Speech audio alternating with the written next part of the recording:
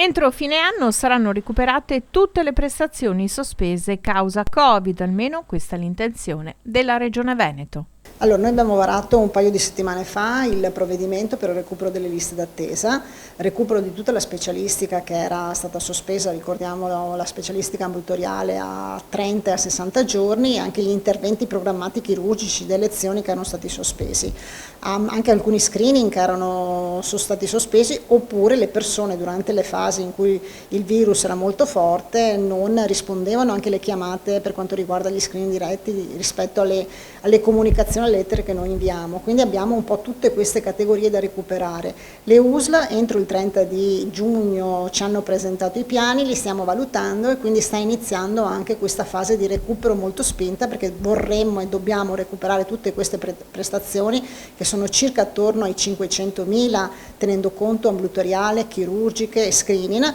entro la fine dell'anno. E a che punto siete di questo recupero?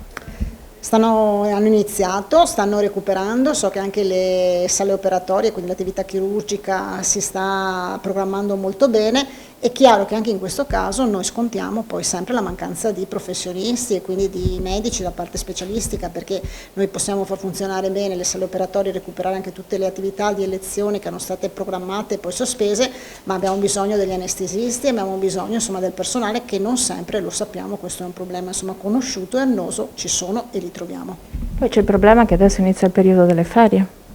C'è il periodo delle ferie e io credo che i nostri professionisti del mondo sanitario hanno diritto anche un po' di riposo, perché ricordiamolo, oltre a ringraziarli, che sono 15-16 mesi che lavorano in maniera continuativa con uno stress e un carico molto importante, quindi è chiaro che dobbiamo garantire in questo momento anche i turni per le vacanze giuste, meritate, e quindi dobbiamo cercare di conciliare un po' tutto, però stiamo cercando di organizzare, di programmare in modo da recuperare il più possibile.